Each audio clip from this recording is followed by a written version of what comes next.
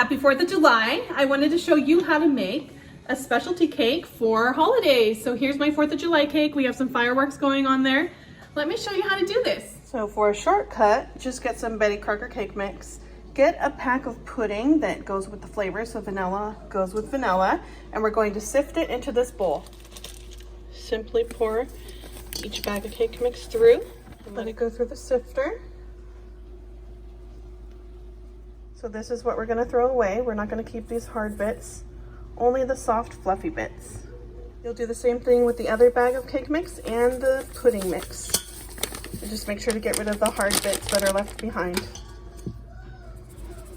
Now just take a whisk so that you can incorporate the pudding mix with the cake mix. We need 1 cup water, 1/2 cup of vegetable oil times 2, 3 eggs. So that's 2 cups of water, 1 cup of vegetable oil, and 6 eggs.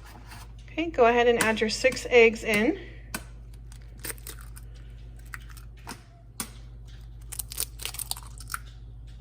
Okay, we have 2 cups of water. We're going to add 1 cup of oil.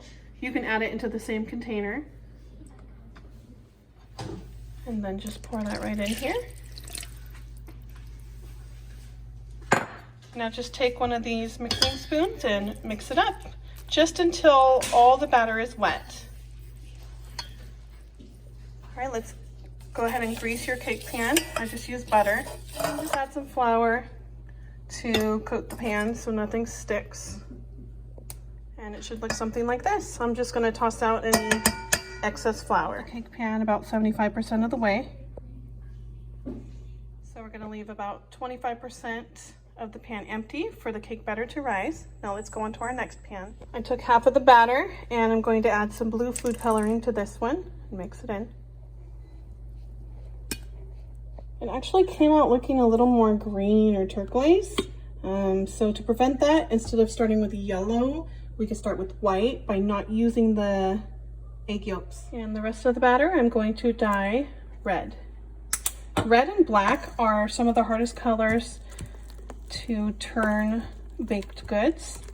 So you either want to use a really good dye or just don't go for those colors, because the more food coloring you add, it actually ruins the integrity of your product, kind of makes it break down and make it runny and just not as good. So even with the amount of food coloring that you saw me use, it's not red, it's pink, but it's good enough for us.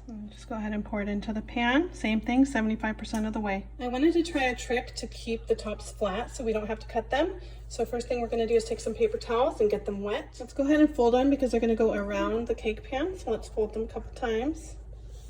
And again. All right, so now we're going to get some tin foil. I have a piece big enough to go all the way around the cake pan. And we are going to lay these paper towels right in the middle. I think we can do 2 per pan. Now we're going to fold the tin foil up around it. And it's right here, so just keep folding until you have a nice strip. There we go. So now we're going to wrap this around the cake pan. Just like this. And then you'll want to crimp the edges together. The theory is that by keeping this band and the water up against the pan, it keeps it cooler so it doesn't cook as fast and caramelize on the outside and push the inside up. Let's give it a try. I'm gonna go ahead and cook these at 325 degrees for 28 minutes. Oh, this method is working because, well,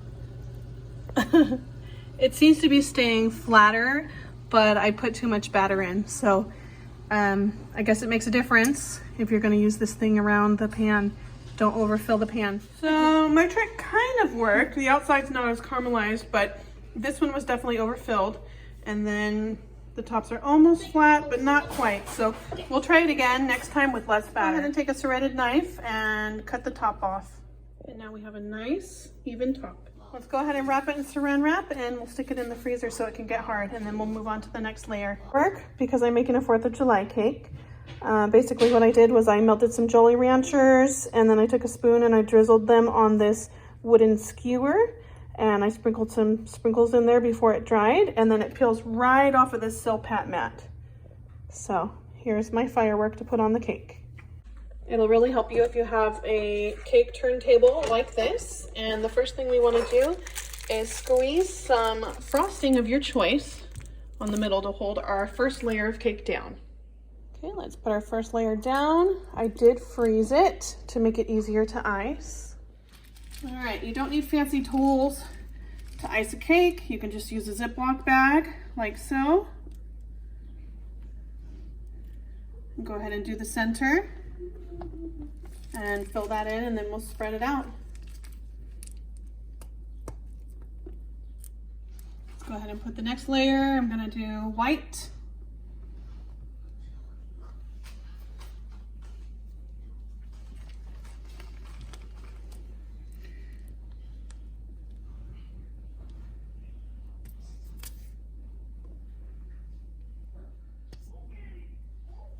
Right, and now we're going to put the blue top on. Now let's go ahead and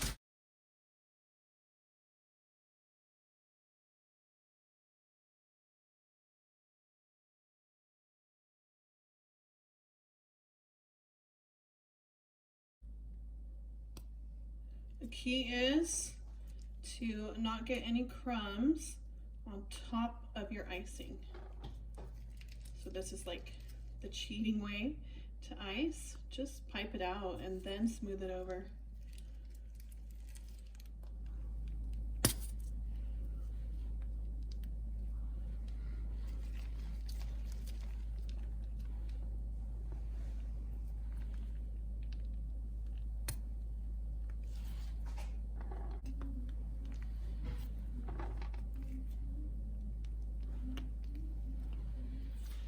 All right, so now is the fun part, where we just smooth it over.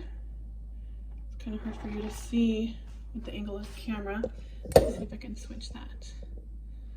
Okay, so basically we're touching the frosting and dragging it across the cake, and it's gonna make it do that. So we're just gonna do that along all the sides. You wanna touch the icing, but don't touch the crumbs.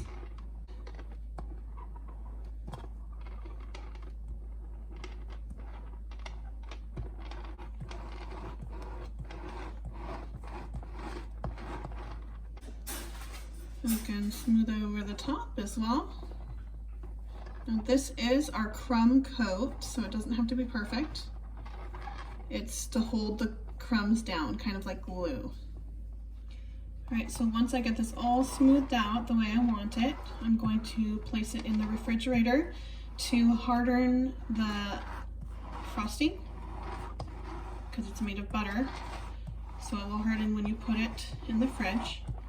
Now, if you don't have a frosting recipe to go to and you're not sure what you'd like to do, I can recommend mine. Mine is 2 sticks of butter, 1 stick of cream cheese, 1 bag of powdered sugar, should be about 2 pounds or 32 ounces, 1 tablespoon of vanilla, and a tablespoon of milk or heavy cream. So just cream your cream cheese and your butter together, and then slowly add in the powdered sugar. If you add it in all at once, it's going to make a big mess. And that's it. Pretty easy frosting, tastes really good. And it has both cream cheese and butter, so you need to make sure to refrigerate the cake when you're done making it. It is a TCS food, time and temperature controlled for safety, so that nobody gets sick. All right, I'm gonna put this in the fridge now. All right, the frosting is hardened, so let's go ahead and add our second coat. It doesn't have to be a bunch. I'm just gonna stick it on here and put it on so that you can't see the cake through anymore. See, so that should be enough. Okay. The turntable really makes it easy to apply the frosting.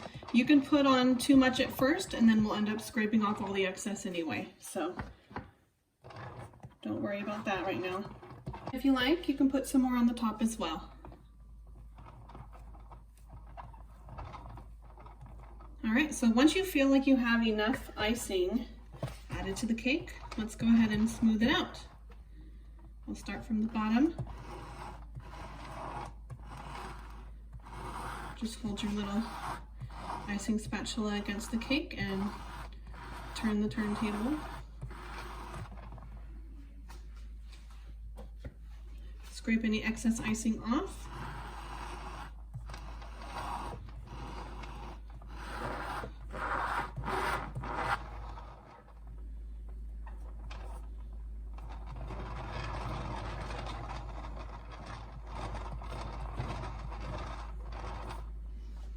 Now I'm going to add some blue sprinkles to the bottom.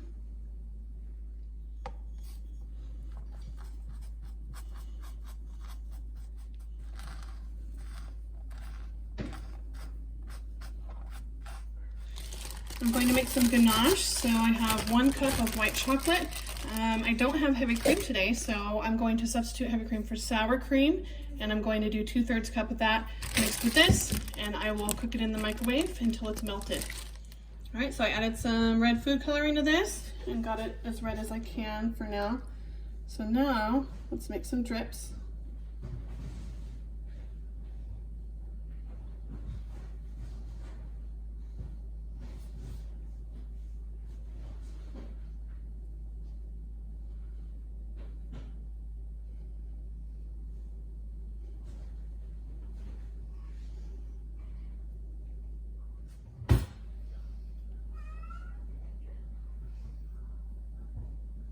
And now is the time to put on these fireworks that I made. Just gonna place them here. Okay, you should be able to see better like this.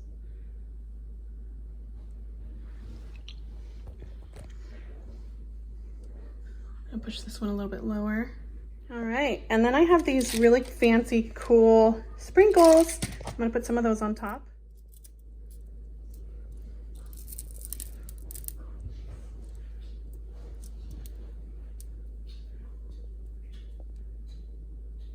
And I'd like to add some of these as well.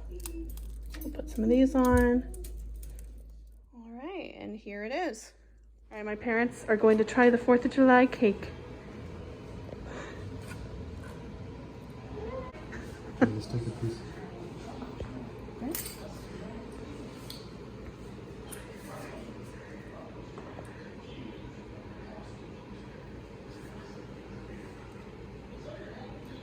It's very good. Thank you, Dad.